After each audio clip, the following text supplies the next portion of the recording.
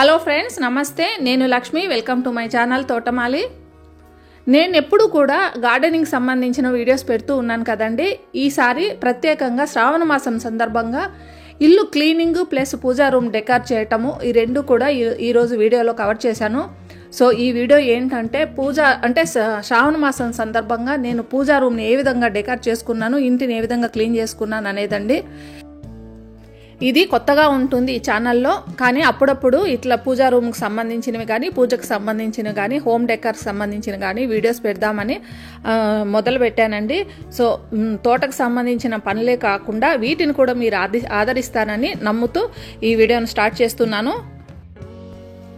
మనము ఏ శుభకార్యాలు మొదలుపెట్టినా లేదా ఏ పండగలు, ఏ శ్రావణ మాసము, కార్తీక మాసము ఇట్లాంటి మంచి దినాలు వచ్చినప్పుడు ముందుగా క్లీనింగ్ అనేది బూస్ట్ తీసుకోవటంతో మొదలవుతుందండి.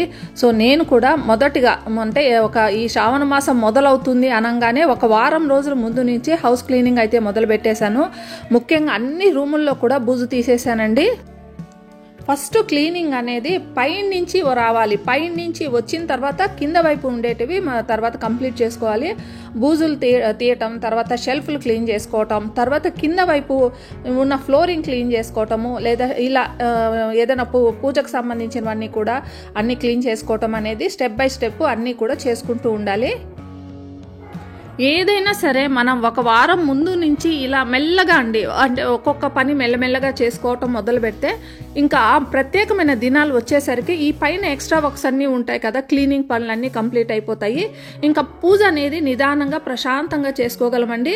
అమావాస్య వచ్చింది, సండే కదా, ఆ రోజు దేవతా విగ్రహాలన్నీ కూడా క్లీన్ చేసుకుంటున్నాను. ముందుగా మన పూజా రూమ్లో ఉండే ఫోటో ఫ్రేమ్స్ ఏ ఉన్నా కూడా ఇలా నీళ్లు తీసుకొని గుడ్డ తీసుకొని మనము తుడి చేయటం అనేది చేయకూడదు. ఇలా వెట్ వైప్స్ అనేటివి ఇప్పుడు ఆన్లైన్లో కానీ మనకు షాపులలో, ముఖ్యంగా మెడికల్ షాప్లో కూడా దొరుకుతూ ఉంటాయండి. వీటితో చాలా ఈజీగా క్లీన్గా మనం క్లీన్ చేసేసుకోవచ్చు. ముఖ్యంగా ఏంటంటే మనము ఆ వాటర్తో క్లీన్ చేసినప్పుడు ఈ గ్లాసెస్ లోపలికి ఆ వాటర్ అంతా చేరిపోయి లోపల ఫోటోస్ ఉంటాయి కదండి, అవి ముడతలు అయిపోవటం జరుగుతూ ఉంటుంది. సో అందువలన వాటర్ పెట్టి క్లాత్ పెట్టి తొడవటం కాకుండా ఇలా మనము చక్కగా తుడిచేస్తే ఈ గ్లాస్ మీద కూడా ఎలాంటి షేడ్ అంటూ పడకుండా, ఇంకా ఎలాంటి మరకలంటూ లేకుండా చక్కగా క్లీన్ అయిపోతాయి. మనము ఇక్కడ గుర్తుపెట్టుకొని చేయవలసిన పని ఒకటి ఉందండి. మనం ఇలా ఫోటో ఫ్రేమ్స్ అన్నీ కూడా క్లీన్ చేసుకునేటప్పుడు వాటి మీద ఉన్న పసుపు కుంకుమ, అంటే ఇది వరకు ఇంతకుముందు మనం పెట్టిన పసుపు కుంకుమని ఎక్కడంటే అక్కడ పడేటట్లు చూడకూడదండి. నీట్గా క్లీన్ చేసుకున్న తర్వాత వాటిల్ని ఒక పేపర్ మీద కానీ లేదా ఏదైనా ప్లేట్లో కానీ తీసేసుకొని తర్వాత వాటిల్ని తులసి మొక్క మొదట్లో కానీ ఏదైనా మొక్క మొదట్లో కానీ వేయాలి.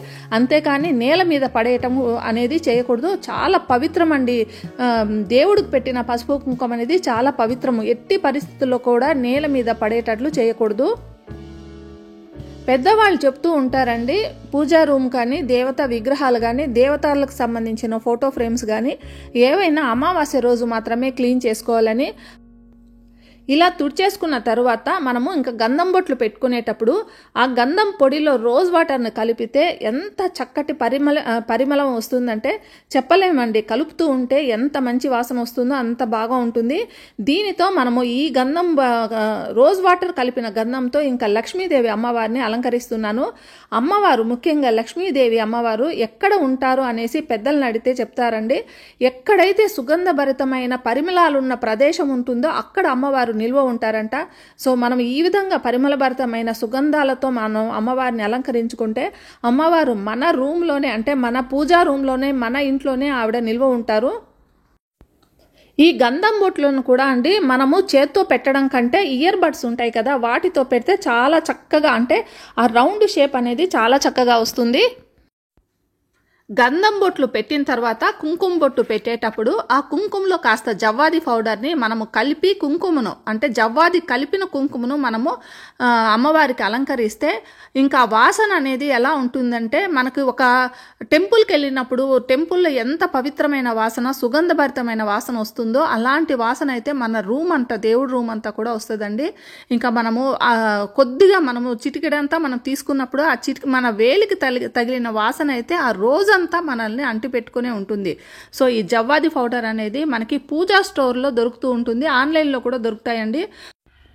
ఈ శ్రావణ మాసం అంతా మనము అమ్మవారిని అలంకరించుకునేటప్పుడు ఇలా జవ్వాది కలిపిన కుంకుమతో మన అమ్మవారిని అలంకరించుకుంటే అమ్మవారికి పవిత్రమైన వాసన, పరిమళభరితమైన వాసన రెండూ కూడా అందుతాయి.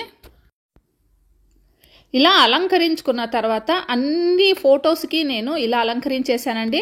వాటిని ఇంతకు ముందు స్థానాల్లో అంటే ఈ స్థానాలన్నింటినీ కూడా నేను కొలతల ప్రకారం తీసుకొని ఈ ఫోటో ఫ్రేమ్స్ తయారు చేయించుకున్నాను. సో వాటి ప్లేసెస్లో అక్కడ పెట్టేసిన తర్వాత ఇక్కడ గ్రనైట్ బండ ఉందండి. దీని మీద ఇంతకుముందు నేను ఒక క్లాత్ వేసుకొనేసి దాని మీద నేను పూజ విగ్రహాలు కానీ అన్నీ పెట్టుకునేదాన్ని. ఇప్పుడు ఏం చేశానంటే ఇలా ఒక పేపర్ తెచ్చుకున్నానండి. పేపర్ అంటే వాల్ పేపర్స్ లాగా ఉంటాయి కదా, అదనమాట. సో దాన్ని ఇలా పూర్తిగా పర్చేసిన తర్వాత ఈ విధంగా ఉంది. ఇది నేను ఆన్లైన్లో తీసుకోలేదండి, మా కాలనీలో లోకల్ కాలనీలో తీసుకున్నాను. 250 రూపీస్ పడింది షీటు. ఇంకా చాలా మిగిలిపోయింది.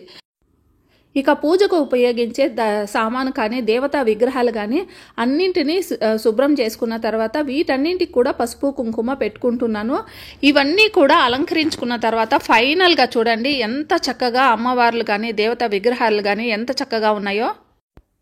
ఎక్కువ విగ్రహాలు కూడా నేను పెట్టుకోలేదండి. నా పూజా రూముకు సరిపోయేటట్లే నేను విగ్రహాలు కూడా కొనుక్కున్నాను. అన్నీ కూడా ఆన్లైన్లో తీసుకున్నవే అండి. చూడండి ఎంత చక్కగా అష్టలక్ష్ములు, ఇప్పుడైతే శ్రావణ మాసం కాబట్టి అష్టలక్ష్ములు దీపం పెట్టుకుంటున్నాను.